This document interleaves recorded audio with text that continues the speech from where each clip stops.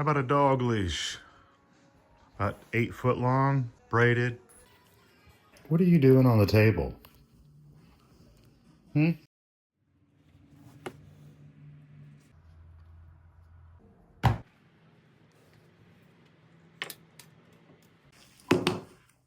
found tons of these 1-inch strips that I made, blue Horween. So we're just gonna split these even further to make 3 strands. Just grab a strap cutter. This is from Romanov. I've already got it set to about a 1/4 of an inch here. If this gets hung up, hold on. Just pull it out like that. That's what we're going for right there. When I'm doing strips like this, I find it easier to put this in my lap, hold this down here so there's no waves in the cuts when you're pulling it.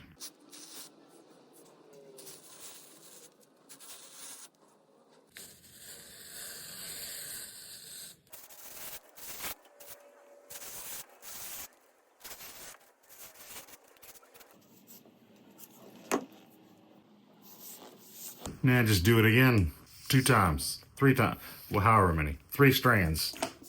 And now we have 3 strands, roughly 8 feet long. Okay, this table is 8 feet. There's our 3 strands. So next we're going to orient these strips. If you can see here, these are all blue, obviously, but I flip one over like so. So that way there's a contrast on each side. So flip them over and put them together. Now we got to get this side here done. I like to get this end done first because then I could hook this to the table while I'm braiding.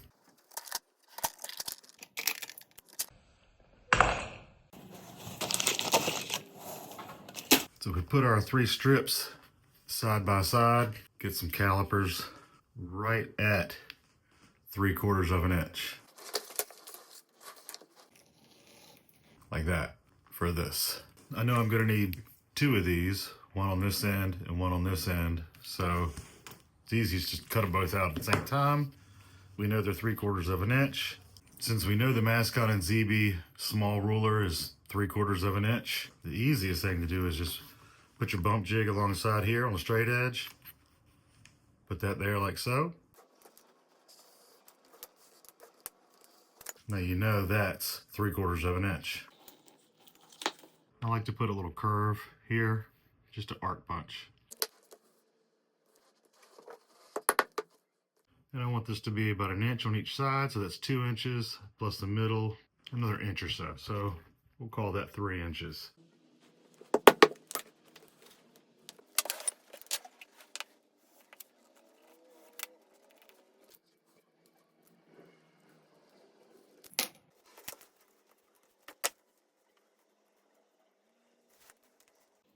Another use for the bump jig.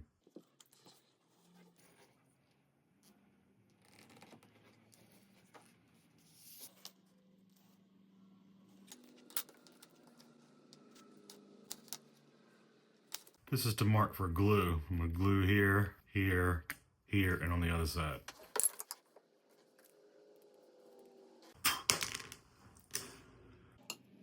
I do one side at a time.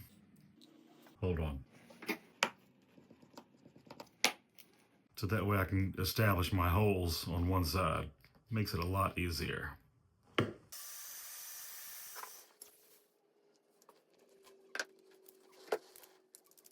All right, we have begun.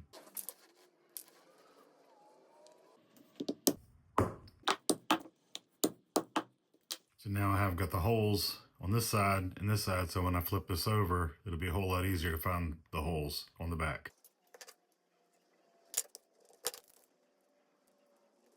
And there are hundreds and hundreds of different clips, clamps, latches, hooks, whatever you want to call them. Pick whatever you want. If it's like this one, it's hard because it's a little bit smaller. Keep it sideways, a lot easier. Then you can twist it back around when you're done. Leather is very forgiving.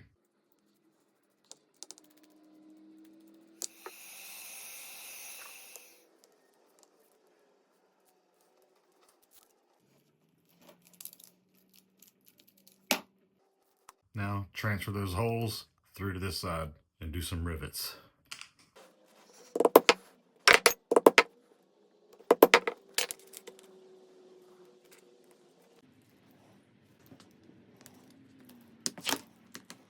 Mascon ZV anvil.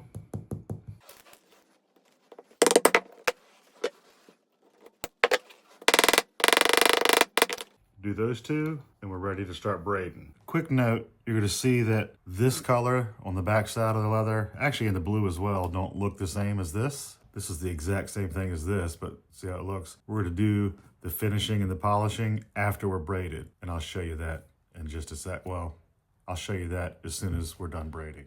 Okay, we have 8 feet of braiding to do, hand braiding. We need someone to hold this end while we braid that, but I don't have anyone here, so I do have this hook that I got a towel on. So I just hook that latch onto here and braid that way or that way.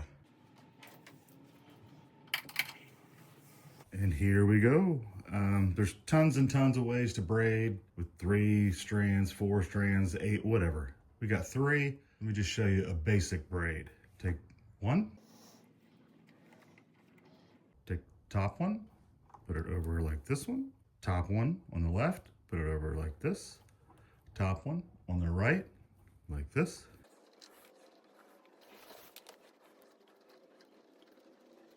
See? And then every once in a while, pull it, get it tight, and keep going until you have some sort of arthritis in your fingers.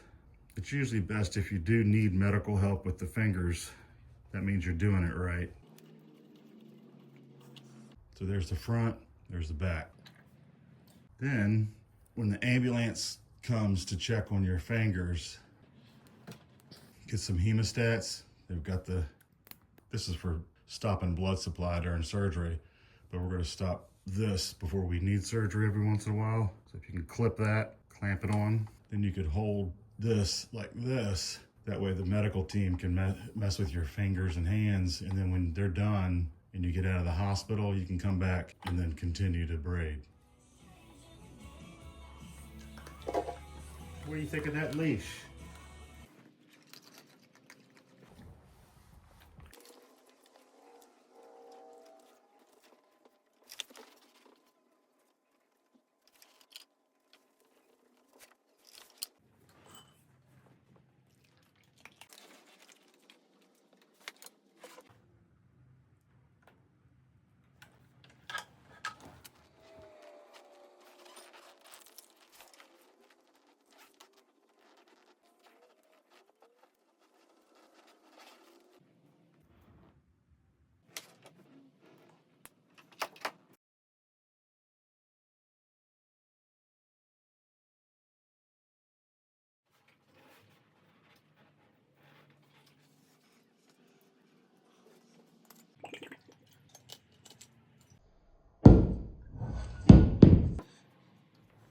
I always like to end with the odd man in the middle, like I started.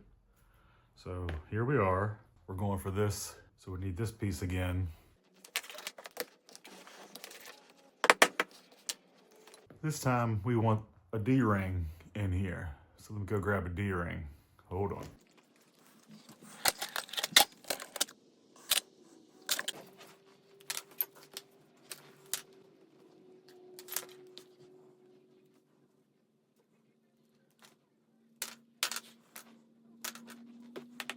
How you like those precise calculations and measurements?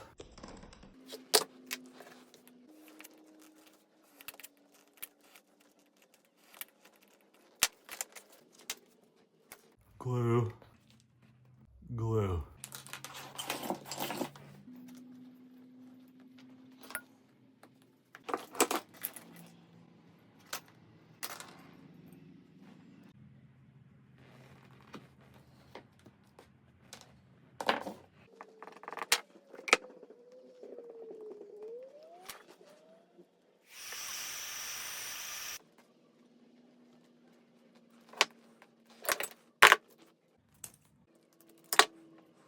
Now put the holes in, put the rivets in, don't forget the D-ring, and we'll be good to go.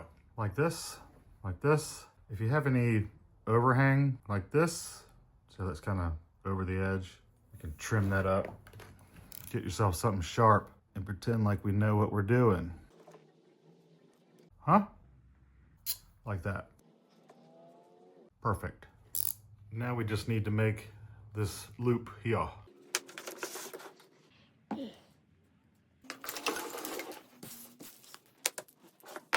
Could use a strap cutter, but right now I'm too lazy to reset it. So let's do it the old-fashioned way.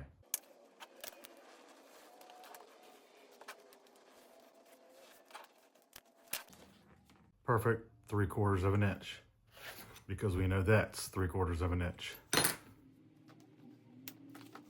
guess we could measure this, huh? Just get one of these tapes, tailor's tape. I cut it off, of course, because I modify everything. Put that through the hole to where it starts, loop it around. So we're looking at about 15, 16 inches. Not as long as I want, so I will go cut another one and we'll be back. Remember, happy mistakes, right? Happy mistakes. So is this one better? Yes. All right, so this one's out. Now that we've corrected our happy mistake or happy accident or whatever it is, let's get back to our strap. Put a little corner on this end. So this will go through here. This end is gonna butt up into here. And if you notice, there's a curve there. Why not put a curve there? Like so. Edges. Edges done, and this is where our hand will go through. And we got a lot of rough shit in our life. The inside of this doesn't have to be rough. So let's put some white mud in here.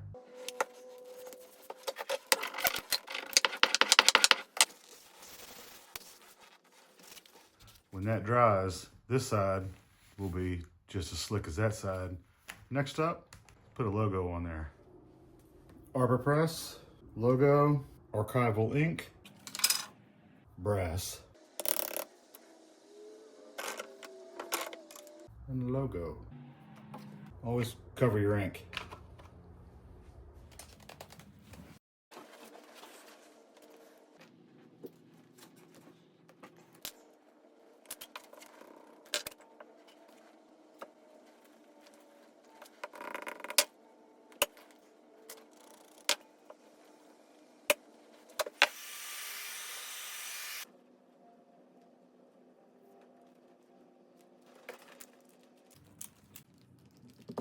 Just put 2 rivets in here, then we'll go on to show you how to polish this thing up. And the question is, how do we get this to look like this? We're gonna need some paper towels, some white mud, tokonoli, some scissors, canvas. Or if you don't have canvas, you can cut the bottom off of your pants, denim, horsehair brush, maybe a little refreshment, and some hand strength. Question I get all the time is what kind of canvas I'm using. If you go to Harbor Freight, painter's drop cloth, this will cover up a whole room. This should last you 40, 50 years maybe. Just get some scissors. You can use any scissors. You don't have to use these big ones, but just make some squares. There you go, canvas. This is a little bit too long to do the whole thing at once. So what I usually do is do half of it when it's this long and then do the other half. It's gonna get messy. Get some white mud.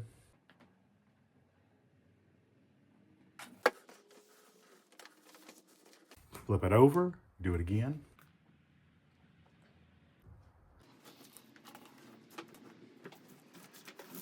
And now the magic canvas, just run it back and forth, over and over and over and over. Essentially, you're burnishing it.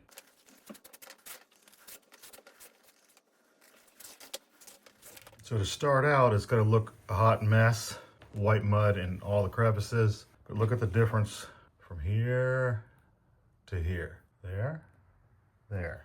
Keep rubbing that through that canvas over and over. Stretch it, bend it, pull it, left, right, back, everything. Keep going, both ends.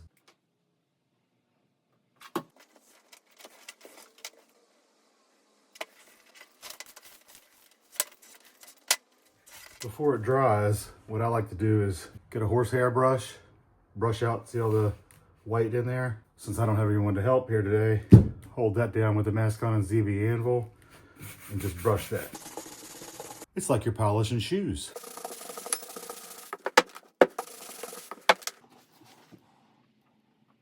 Beautiful. Do that to the rest, then hang it up somewhere and let it dry. All right, it's all dry. Look how beautiful.